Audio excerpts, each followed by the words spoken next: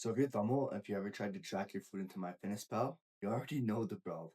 You go in, you type sambar into MyFitnessPal, and 40 different search results comes up. You don't even know which one is your mom's. And then you search idli, and then there's one idli is 200 calories, one idli is 50 calories, and you're like, yo, like, which of these is actually right? I'm pretty sure it's not 200 calories. I'm pretty sure it's not 40 calories. And then you just give up. You stop tracking and you tell yourself, eating this food is the reason why I can't gain shit. Because I don't know how to portion control. I don't know how to figure out the calories. I don't know how to figure out the macros. And you just go back to guessing. And it's not that it's impossible. It's just no one's ever broken it down in a way that's actually gonna like understand what's in these foods, but most importantly, be able to track it and see the results that we want. So that's what I'm doing today.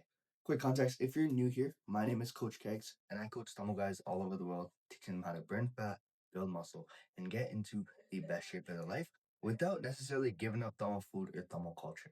It's been years figuring out how to actually incorporate our foods, how to actually incorporate our culture to help not just myself transform, but to help the hundreds of Tamil people that I've worked with to also transform. Instead of just telling them to eat chicken, rice, and broccoli, I literally track the macros for Tamil food every single day for the clients that I work with right now. So this isn't just like a theory. This is what I use on a day-to-day basis. So before I give you the system, you need to understand why this Tamil food problem actually exists. There's actually three specific problems when it comes to tracking Tamil food. Number one is everything is mixed, right? When you look at white people food, you got chicken breast, you got broccoli, you got rice, you got this, you got that. Everything is separated. So you just weigh it, you log it. It's pretty simple. The thing with Tamil food is also the reason that it tastes so good is because things are mixed together. We have recipes. When you look at things like puttu or dosa, it's not just rice flour, it's a bunch of other things mixed into it. When it's puttu, it's lentils, it's sometimes it's potatoes, it's different spices, it's onions, it's garlic, it's oil. It's all these different things mixed up together. So when you go about tracking these things, you're guessing. Because once you put these things together, it's not like you can just take it apart. That's the hardest part with Tamil food is that each individual food is not just one ingredient, it's multiple ingredients that are put together. It's not like you can separate the soda from the patapu, the lentils from the garlic, the onions, and all that. It's just together. So we have to do a better job of actually tracking them. Number two is the oil.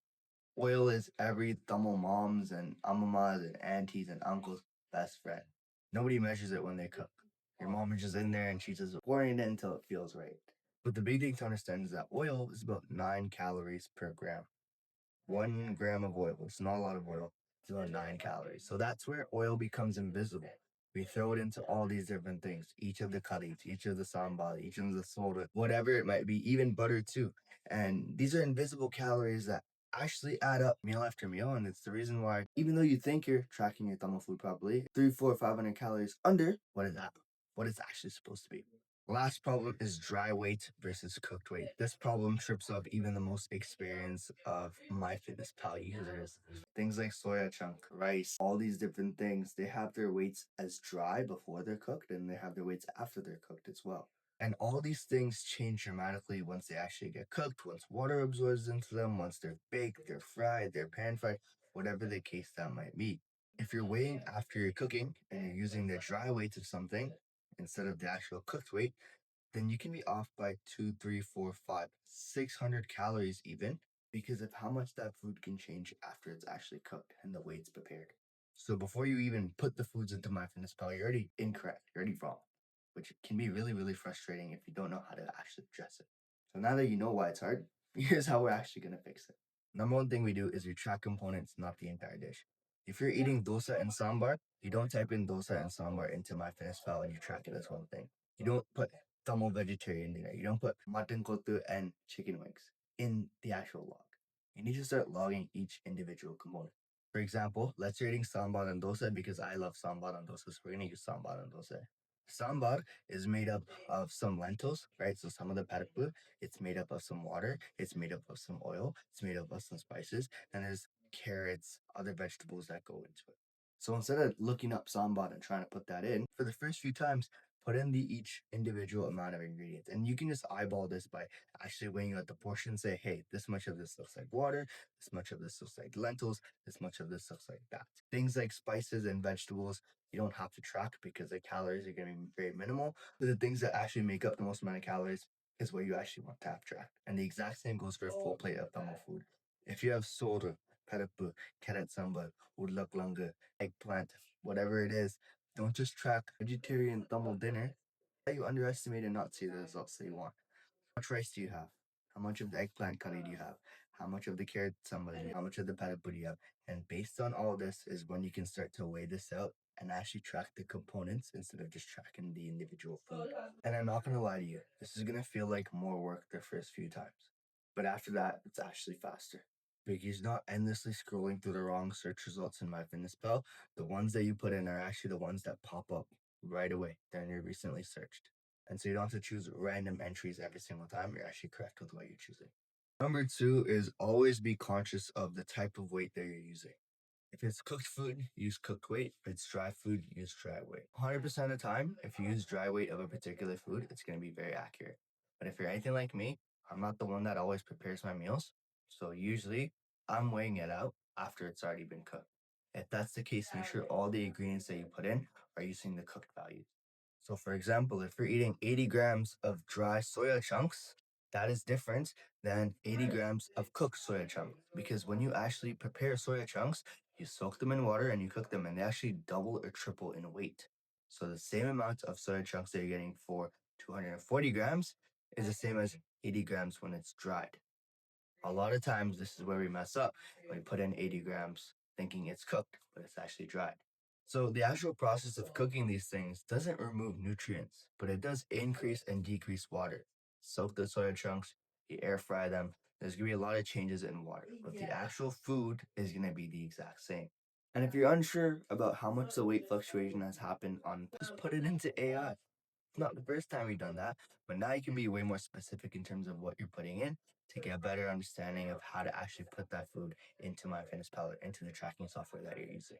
But usually the most common foods I get are rice and soya chunks as to how to differentiate that. Cooked rice is usually about 3 times its dry weight, and soya chunks are usually somewhere between 2 to 2.5 times their dry weights.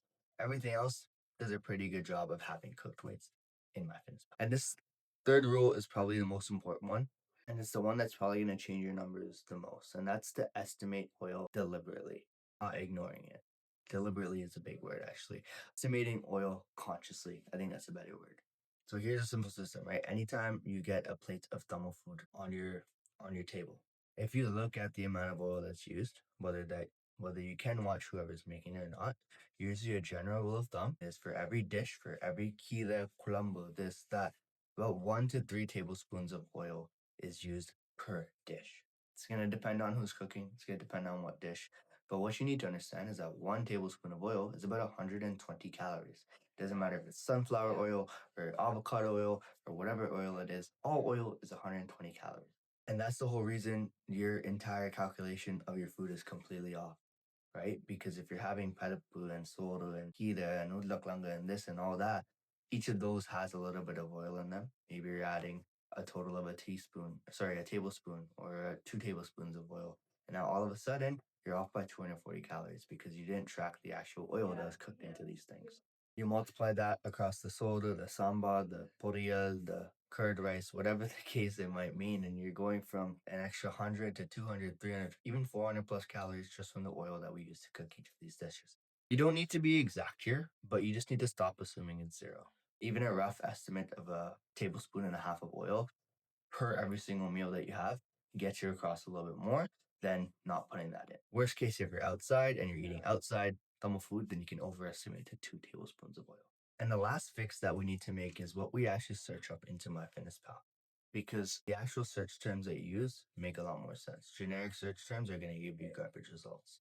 Instead of sambar, search the components. Tul dal cooked, then you add the oil, then you can add in a little bit of carrots or whatever the case. If it's idli plain, usually one small idli is about 60 calories. What I will do actually, guys, is I'll link my Tamil food nutrition guide down in the description below so you can cross-reference a lot of Tamil foods that you're probably eating right now and just make sure the calories line up.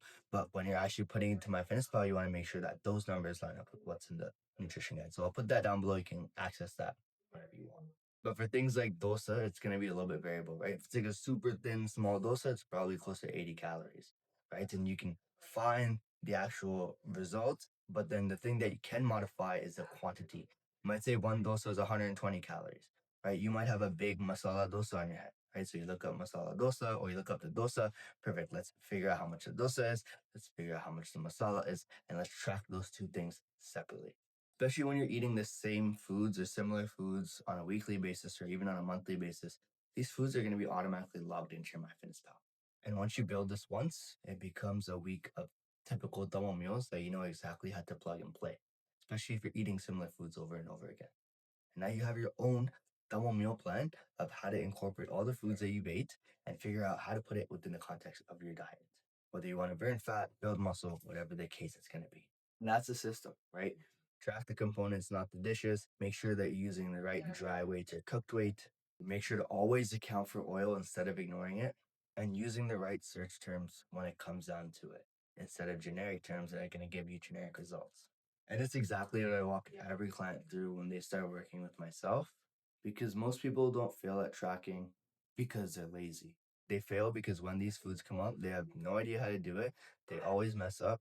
And that frustration causes you to think, what is the point with all of this? And no one's ever taught them how to actually track our foods and understand these foods within the context of calories and macros, other than chicken and rice bowls. So if you want help building this out and you want personalized coaching to help you burn fat, build muscle, get into the best shape of your life, whether it's eating Tamil food, it's going to Tamil events, it's your Tamil veggie days, whatever it is Tamil related, I've worked with. And you want me to be able to help you out on that journey, that's literally what I do. So if you're interested, there's a link in the description to apply. You'll go through a couple questions. If we're a good fit for each other, we'll hop on a quick call. We'll figure out how things work for you and me. It's even going to make sense. And we can talk about what that's going to look like. If not, my Tamil food nutrition guide is also in the comment section, is also in the description box below. So take a look at that completely free, of course. And we'll catch you guys in the next one.